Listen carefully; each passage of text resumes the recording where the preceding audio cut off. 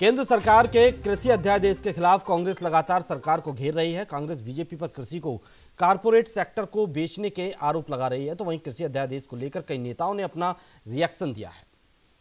फिर एक बार बीजेपी साबित किया है ये व्यापारी पार्टी है और कारपोरेट्स का पार्टी है, क्योंकि कल राज्यसभा में जो हुआ एग्रीकल्चर बिल पास करने में बहुत सारे राजनीति करने की कोशिश किया और बिल पास कर लिया जैसा वॉइस वोट के साथ। वोट डिवीजन का मांग करने के बावजूद भी कानून को खत्म करते हुए कॉन्स्टिट्यूशन को अंधे कानून बनाते हुए उसमें राज्यसभा में बिल पास किया है। हम ये पूछना चाहते हैं, इस देश में पंजाब के किसान बहुत उसके कॉन्फिडेंस लेवल अलग है, वहीं इतना ज़्यादा एजुटेशन हो रहा है, तो पूरा देश के किसान भाई समझना चाहिए। और बीजेपी का अलायंस पार्टनर, एनडीए का पार्टनर अकाली दल का मंत्री भी रिजाइन किया इसके खिलाफ, तो बीजेपी ये काला कानून लाके किसान के ऊपर तोपना चाह रहे। और आपने देखा ये आंदोलन खाली पंजाब हरियाणा में हुआ, बाकी यूपी में कुछ जगह पर ज़्यादा विशेष हुआ नहीं, महाराष्ट्र में कुछ भी नहीं हुआ, बाकी के साउथ इंडिया में भी कुछ नहीं हुआ है। इसका मतलब ये है कि ऊपर वाले जो लोग हैं, नेता लोग उसका मिसगाइड कर रहे हैं।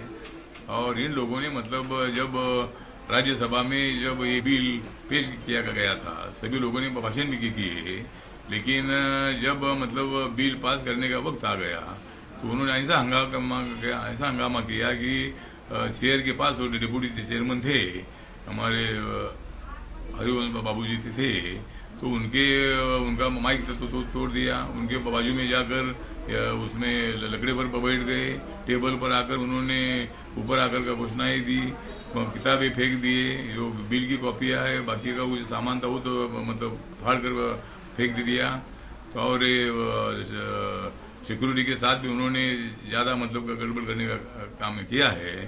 तो इसलिए मुझे लगता है कि इनको अभी तो सस्पेंड 8 दिन के लिए किया है, जब तक अधिवेशन है तो सस्पेंड किया है, लेकिन मेरा तो मत यह है कि इनको और एक पूरा किसान होने के नाते कह सकते हैं कि हिंदुस्तान के करोड़ों किसानों ने लाठी बजाकर जनादेश देकर देश के प्रधानमंत्री नरेंद्र भाई मोदी को बना दिया।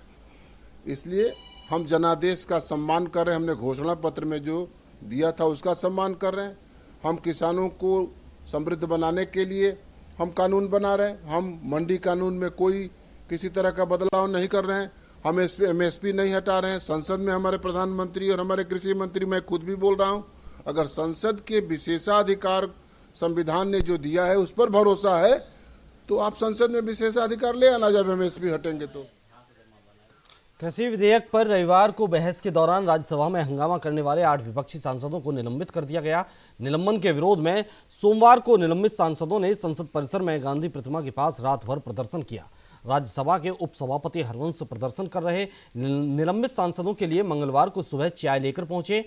निलंबित सांसदों ने उपसभापति की चाय पीने से इनकार कर दिया, तो वही निलंबित सांसदों को लेकर बीजेपी कांग्रेस के बीच आरोप प्रत्यारोप जारी है।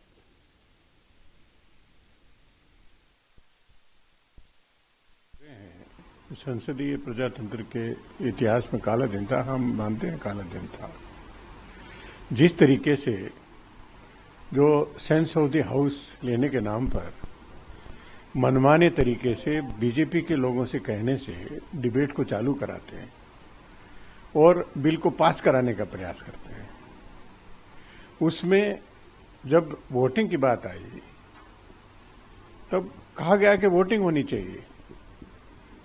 चाहिए, उसको नजरअंदाज कर, क्योंकि मालूम था बीजेपी को कि बीजेपी के पास राज्यसभा में नंबर नहीं है, बहुमत नहीं है, इसलिए पूरा खेल उसको दबाने के लिए और मनमाने तरीके से बिल पास कराने का इरादे से किया गया था।